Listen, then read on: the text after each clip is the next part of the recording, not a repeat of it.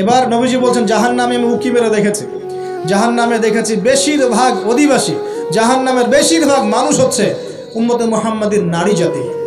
বলেন নাউজুবিল্লাহ। এই নারী জাতি মানে আমার বোন, আপনার মা, আপনার স্ত্রী, আমার বোন, আমার মা, আমার স্ত্রী, আমাদেরই তো। নারী কি আমাদের বাইরে? কেন তারা জাহান্নামে যাবে? নবীজি বলছেন কয়েকটা কারণ। এক, তারা বেশি বেশি লানত এবং অভিশাপ করে। এক। দুই, তারা এমন কিছু কাপড় পরে শেষ জামানায় বাইরে ঘুরবে যে কাপড়গুলো পরেও তারা নগ্ন থাকবে। দুই, অর্থাৎ বেপরদামির কারণে। তিন, তারা বুক পিঠ চাপড়ায়, প্রলাপ বিলাপ করে, এটা একটা কারণ। চার, তারা স্বামীর সাথে কখনো কখনো কুফরি করে। কেমন?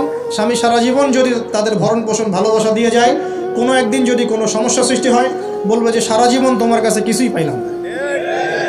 এই সব কিছুর ঊর্ধ্বে একটা কারণ আছে, এই সব কিছুর ঊর্ধ্বে একটা কারণ আছে, সেটা হলো, শোনেন, তাদের উদ্ধত মস্তকটা আল্লাহ পাকের বিধানের সামনে সহজে অবনত হতে পারে না, চায় না।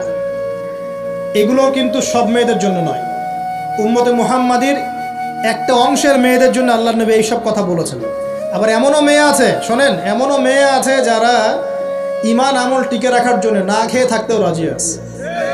এমনও মেয়ে আছে, এমনও বহু দিনী বোন, দিনী মেয়ে আছে আমাদের সমাজে যারা ইমান আমল ধরে রাখতে চায়, পরিবার তাকে রাখতে দেয় না। ফেরাউনের ঘরে থেকেও একজন মেয়ে জান্নাতে গিয়েছে, গিয়েছে কি না? গিয়েছে। অতএব আমরাও যে দুধে দেওয়া তুলসী পাতা এমন নই, আমাদের মধ্যে বহু খারাপই আছে। কিন্তু নবীজি এখানে স্পেশালি বলেছেন যে শেষ জামানার মেয়েরা, নিসাউন কাসিয়াতুন আরিয়া, যারা কাপড় পরে নগ্ন থাকবে, মহিলাতুন মামিলাত, যারা অন্যকে আকৃষ্ট করবে, অন্যের দিকে আকৃষ্ট হবে, এরা জান্নাতে যাবে না, জান্নাতের গন্ধও পাবে না। নবীজি বলেছেন আমি জাহান্নামে দেখেছি বেশিরভাগ নারী জাতি। এখানে আমার মা, আমার বোন, আপনার মা, আপনার বোনের সতর্ক হওয়ার কি হেদায়েত আছে কি নাই? আর এই মেয়েদেরকে চালাই কি আমরা না অন্য কেউ? আমরাই তো আমাদের পরিবারকে চালাই কি না?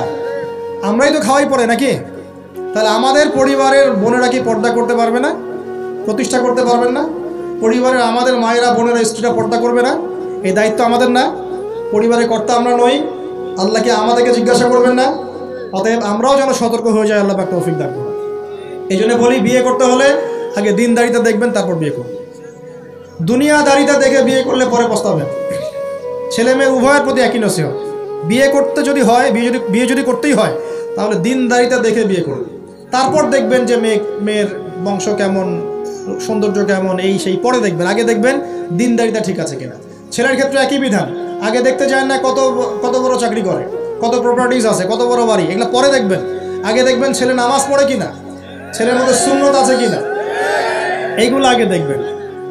এই বিয়ে নিয়ে প্রচুর জাহিলিয়াত সমাজে আছে, এই কারণেই পরিবারগুলো এখন ভেঙে যাচ্ছে।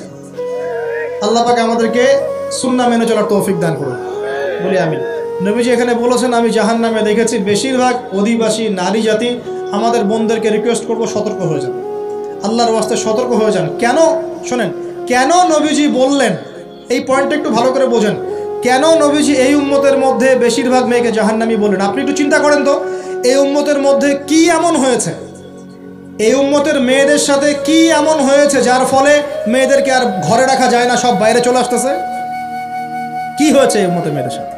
এই প্রবলেম তো আগে 200-500 বছর আগে ছিল না। 500 বছর আগে আপনি কি কোনো মেয়েকে দেখেছেন আমাদের মেয়েদের মতো বেপর্দায় সারা রাস্তাঘাট, গ্রামগঞ্জ, একদম অফিস আদালত বাজার ঘাট সব ঘুরে বেড়াচ্ছে? দেখেছেন 500 বছর আগে, 300 বছর আগে, 200 বছর আগে? লাস্ট সমসাময়িক সময়ে কি এমন হলো যে মেয়েদেরকে আর ঘরে রাখা যায় না? আমি একটা শব্দ বলে দিই, বাসায় গিয়ে রিসার্চ করবেন, সব বলে দিব না। লাস্ট 100-200-300 বছরে একটা মুভমেন্ট, একটা আদর্শ ছড়িয়ে পড়েছে বিশ্বের বুকে, তার নাম হলো ফেমিনিস্ট রেভলিউশন। মনে থাকবে, ফেমিনিস্ট রেভলিউশন। এটা নিয়ে ঘাটাঘাটি করেন, বুঝতে পারবেন কেন জাহান্নামের বেশিরভাগ অধিবাসী জাহান্নামে যাবে, নারীরা কেন জাহান্নামে যাবে বেশি বেশি। এই মুভমেন্টটা নিয়ে পড়াশোনা করলেই বুঝতে পারবেন। আল্লাহ পাক আমাদেরকে বোঝার তৌফিক দান করুন, অন্তরের চোখ খোলার তৌফিক দান করুন।